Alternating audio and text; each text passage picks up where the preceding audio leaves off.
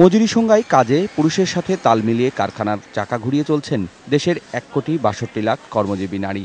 আর শিল্প কারখানার উৎপাদনমুখী নানা কাজের সাথে সমান তালেই ঘর সংসার সামলানোর বাড়তি গুরুদায়িত্ব। দুয়ে মিলে অনেকটা সব্যসাচীর মতোই মানব সম্পদ তৈরিতে সদা সজাগ প্রায় ৬ কোটি নারী। তাই তো গত ৪ বছরের নারী বেকারত্বের হার ৭% থেকে কমে দাঁড়িয়েছে ৫.৮%-তে।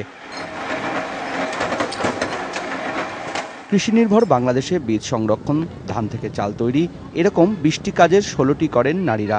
বর্তমানে কৃষি, পশুপালন, বনায়ন ও মৎস্য চাষে নারী শ্রমিক গত ১০ বছরে বেড়ে দাঁড়িয়েছে ৭৭ লাখ।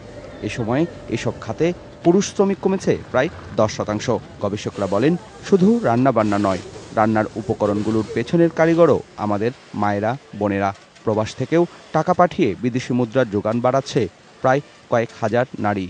অর্থনীতির সবচেয়ে বড় দুর্বলতা হচ্ছে যে বাজারের বাইরে আমরা কিছু দেখি না। বাজারমুখী অর্থনীতিতে তার যেমন অবদান বাড়ছে, একই সাথে বাজারের বাইরে তার যে কার্যক্রম সেইগুলো স্বীকৃতিও আসলে নারীর কাজটাকে আসলে যথাযথভাবে আমরা মূল্যায়ন করতে পারবো। প্রায় ২৫ লক্ষ নারী শ্রমে দেশের গার্মেন্টস শিল্প বিশ্ববাজারে দ্বিতীয় বৃহত্তম অংশীদার। এছাড়াও অফ সেক্টর অর্থাৎ বাণিজ্যিক ভিত্তিতে চাল, মুড়ি সহ নানা খাদ্যদ্রব্য তৈরির মতো উৎপাদনশীল কাজ এবং ক্ষুদ্র ও কুটির শিল্প খাতে যুক্ত আছে আরও কয়েক লাখ নারী।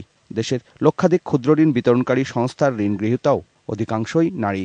ভ্যালু এডিশনটা কারা করছে? ভ্যালু এডিশনটা ডেফিনেটলি মেয়েরাই কন্ট্রিবিউট করে।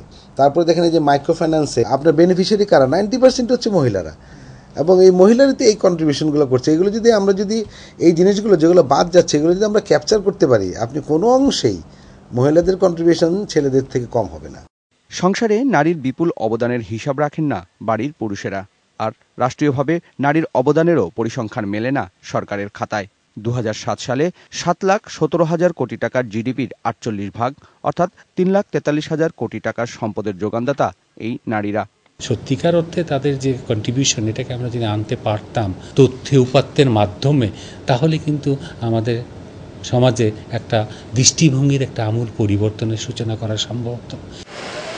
তারা বলছেন, অন্তত মোটা দাগে অর্থনীতিতে নারীর অবদান তুলে ধরতে এখনই শুরু হোক তথ্য উপাত্ত সংগ্রহের কাজ। Sushanta Sinha, ATN news, Dhaka.